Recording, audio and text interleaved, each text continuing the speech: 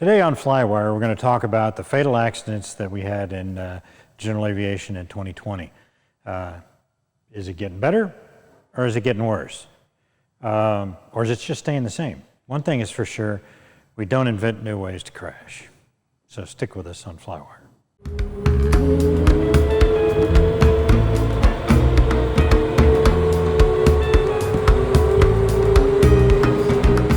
Hi, I'm Scott Perdue, and today on FlyWire, we're going to take a look at the GA fatal accidents and the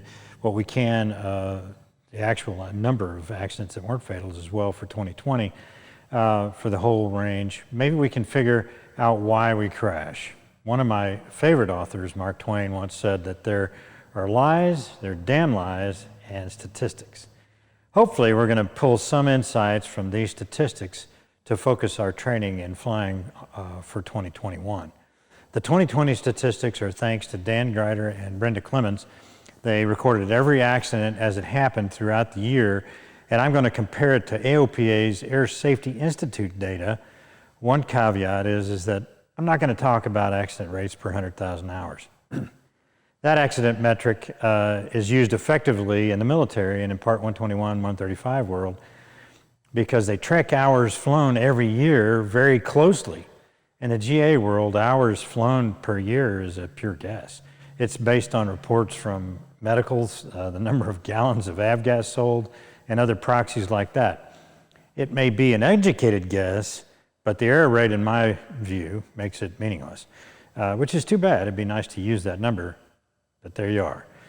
Another caveat is that Dan's data is only for fatal accidents, and the AOPA data doesn't let us look as deeply into the fatal accidents as Dan has gone. He's gotten some pretty good stats for those categories.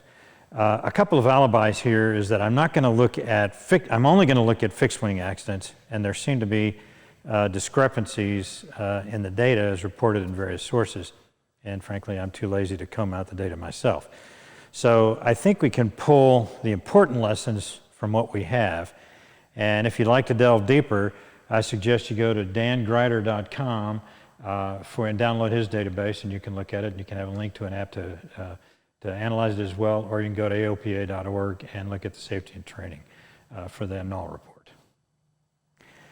In 2020, we had 168 GA fatal accidents with 272 victims, approximately.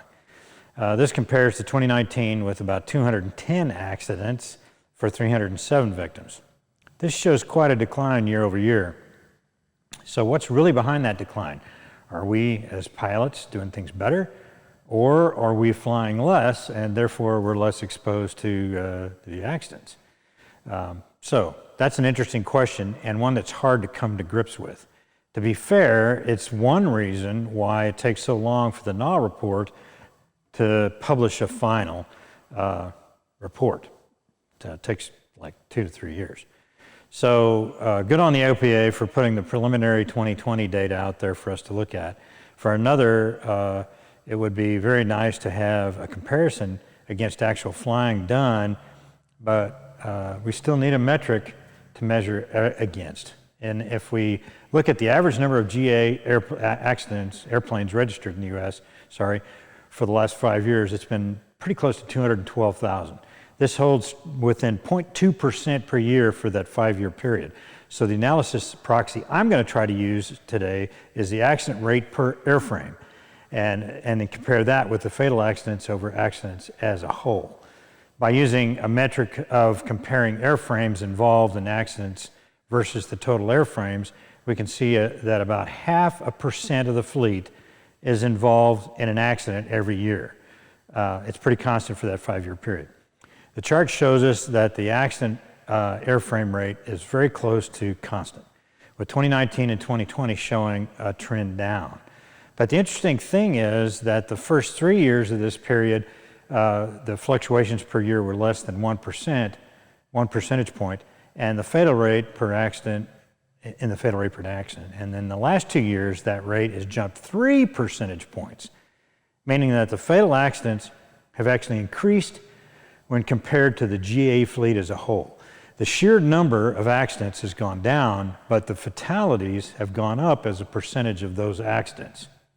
It gets confusing, but that's my analysis. That's what it shows.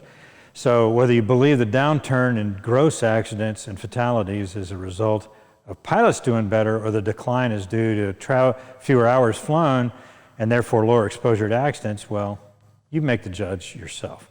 Percentage-wise, though, we're killing more people in fewer crashes. So let's look at the number of airplane crashes by the big manufacturers. Piper first. The best guess is that there are about 90,000 Pipers flying in the world. So let's say roughly that's about 81,000 here of those are in the US. The rough wag is that Piper represents about 38% of the GA fleet in the United States, and Piper had 30 of the fatal accidents in 2020, or 18%. There are about 67,000 Cessna GA airplanes flying, or 32% of the GA fleet, and Cessnas were involved in 39 of the fatal accidents in 2020, or 23% of the total. They were the largest single manufacturer. A best guess puts that number of Beechcraft airplanes at 14% of the GA fleet, and with 15 of the fatal accidents, it was at 9% of the 2020 total. The Cirrus clocked in with 4 of the fatal accidents in 2020 for a 2.3% total rate of the accident rate. So you be the judge of what you prefer to be flying in. You're paying to do it anyway, so you be the judge. When you look at the fatal accidents in 2020 with respect to weather, 160 occurred in VMC, 28 occurred in IMC. It seems right from that we can do a whole lot better job in VFR. The statistical grouping that really jumps out at me, though, is the age spread. 2 teenagers and 1 90-year-old took either end of that bell curve. In between, the 60-year-old range age bracket was overrepresented with 29% of the crashes. The 70-year bracket accounted for 20% of the total, and the next group were 50-year-olds at 17%. Then the 40-year bracket at 23 or 14%, and the 30-year bracket clocked in with 19 fatal accidents or 11% of the total. And the next group was the 80-year-olds with about 9% of the accidents. Sorry, 5%. 80-year-olds with 5% of the accidents. Now that's a lot of lies. Statistics. What do they all mean? One thing I can say is that when it comes to fatal accidents that make the make of the airplane, it really doesn't stand out statistically. Whether it has a parachute or high wings or low wings, it doesn't really guarantee a better or worse outcome. I think what it says that is fatal accidents happen more often under VFR conditions, and for some reason the 50 to 70 age bracket experienced more accidents than any other. If you watch my channel, you will have heard me talk about training a lot, maybe even to the point of you thinking I'm on a broken record. Maybe I am. But looking at the age brackets alone, I think it's obvious that the folks in the 50 to 70 range involved in 2/3 of the fatal accidents. I think what that means is that we need to concentrate on training more as we get older and not less. In other words, more of our flying needs to be training, not less, that we do. Okay, your mileage may vary. All things being equal, that is an easy thing to say. It's not really advice or a direction to improve our training plan. But what we need to do is, what do we need to do to scrape off the rust? Well, again, going through the stats, I see 5 areas to concentrate on for a high return. The first I want to talk about is midairs. There is so much energy to dissipate when 2 airplanes collide in flight that rarely does anyone make it out alive. That actually happened this year, though. Let's look at 3 of those accidents. In Idaho, a Beaver and a 206, Cessna 206, collided, and they lost with a loss of 8 lives. The Beaver was a float plane with 6 on board. It just took off from the lake northbound.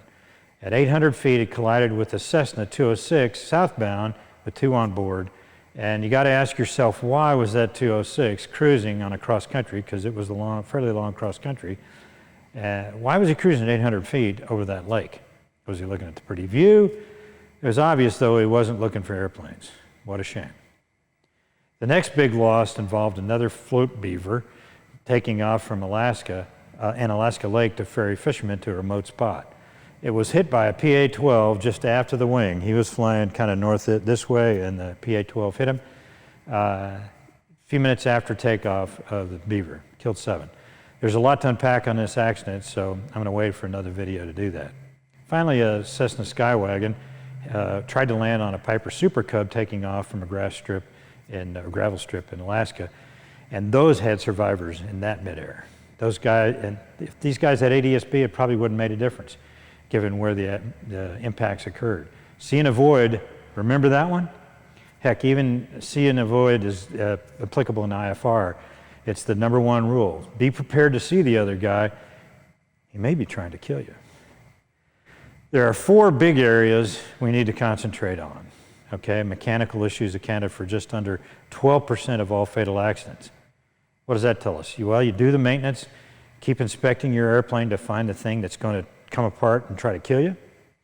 And that flying, remember that this flying thing is a machine and they break with regularity. There's no such thing as you just put gas in it and go, kick the tires and light the fires. Loss of thrust on takeoff cut up with another 12% of the fatal accidents in 2020. And if you saw my impossible turn video, you can see that trying to turn back to that big, beautiful runway you just left can be a pretty iffy proposition, especially if you don't train for it. And if you're not willing to do that kind of training, totally get it, don't blame you. If you don't want to fly cruise climb and are stuck on VY, even though the physics of the equation aren't in your favor, that's fine too. But go to a safe altitude and practice the kind of climb outs that you do regularly, chop the throttle, and practice establishing a target speed. I recommend min-sync or slightly higher, because you don't really need to, what you really need to do is stay in the air. You don't need to go anywhere, and you want to stay in the air as long as you can, okay? And if you want to fly best glide, okay, go ahead. That's not a problem. But do it and practice it, picking a field in front of your wings, and don't turn more than about 30 degrees. That's a great rule of thumb if you're not willing to do any more training on that.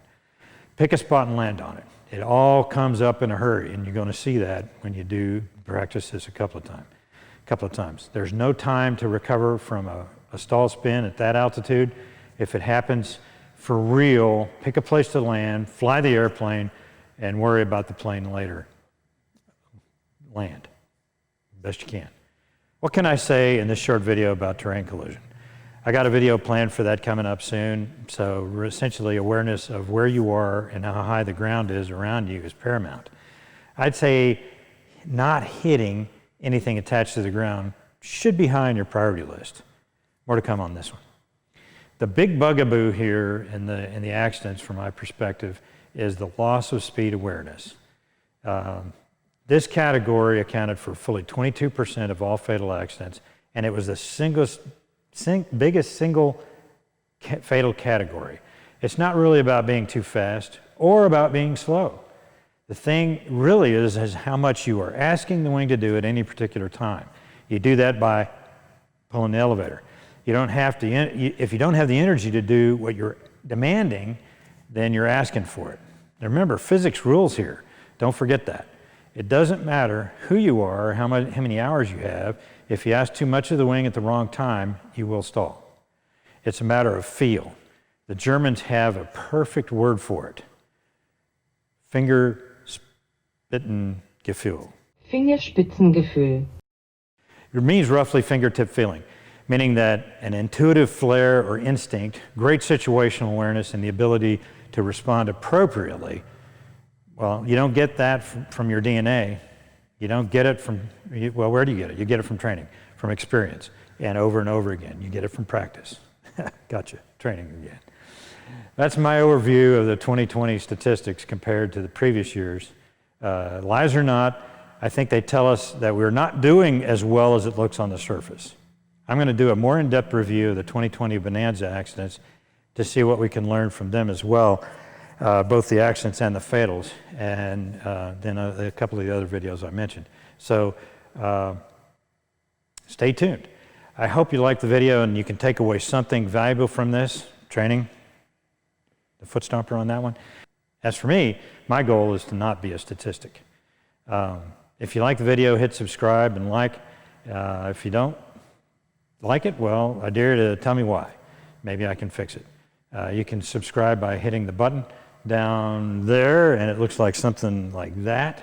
And if you want to support the channel, I'm going to post my Patreon page link down below. And these are my supporters up here. Thank you very much. I appreciate that. Help me make these videos. Thanks for watching, and I'll see you next time on FlyWire.